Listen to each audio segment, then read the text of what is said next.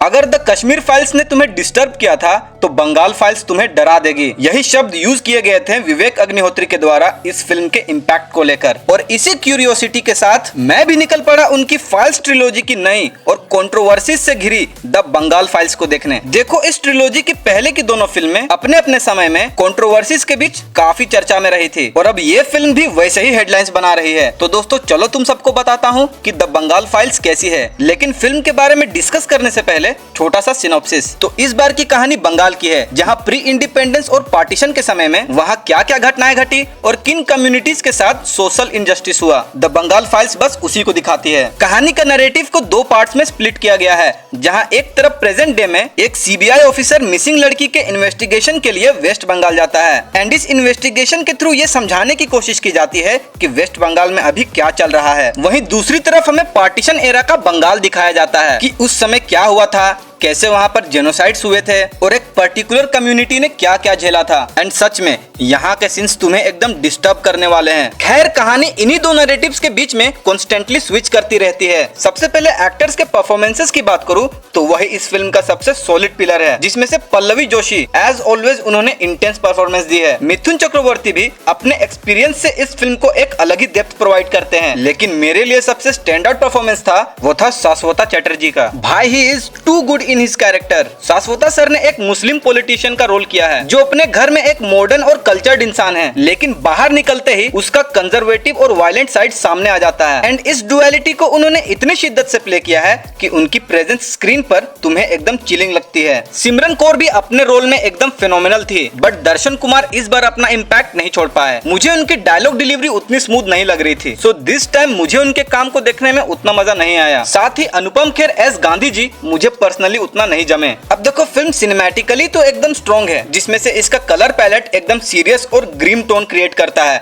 जो कहानी के साथ एकदम मैच करता है। कैमरा वर्क भी बेहतरीन है और इसे काफी स्मार्टली यूज किया गया है, स्पेशली राइट्स के सीन्स में। एंड मोनोलॉग्स के टाइम पे कैमरा का फोकस इतना प्रिसाइज है कि तुम कैरेक्टर्स की बातों को फील करने लगते हो। बैकग्राउंड स्कोर भी ग्रिपिंग है और क्योंकि फिल्म बंगाल पे सेट है तो इसके ट्रू एसेंस दिखाने के लिए माँ दुर्गा और माँ काली के सिंबोलिज्म के साथ साथ ट्रेडिशनल म्यूजिक को यूज किया गया है। इसके अंदर सॉन्ग्स बिल्कुल भी नहीं है, जो मुझे फिल्म के टोन के हिसाब से एकदम सही लगा। पर सच कहूँ तो फिल्म डिस्टर्बिंग जरूर है, क्योंकि कुछ सीन्स तुम्हें जेन्युइनली अनकंफर्टेबल कर देते हैं, जैसे एक बच्चे का मिल में सफोकेट होने वाला मूवमेंट या फिर पसीना पीने वाला सीन। एंड कुछ सीन्स तो ऐसे हैं जो तुम्हें सोचने में मजबूर कर देगी। एंड इसे देखने के लिए डेफिनेटली एक स्ट्रॉन्ग हार्ट होना चाहिए। द बंगाल फाइल्स में सब कुछ अच्छा है, स्टोरी भी ग्रिपिंग है एंड एक्टर्स के परफॉर्मेंसेस भी, बट ये एक परफेक्ट फिल्म नहीं है क्योंकि इसके कुछ फ्लॉज भी हैं। तो चलो इसे भी एड्रेस किया जाए, क्योंकि मेरे लिए इन सभी चीजों को इग्नोर करना एकदम मुश्किल है। तो फिल्म शुरू से ही अपने मैसेज को लेकर एकदम क्लियर कट थी, जो डायलॉग्स और कॉन्वर्सेशंस के थ्रू दिखा भी, पर कहानी अपने मैसेज में इतना घुस गई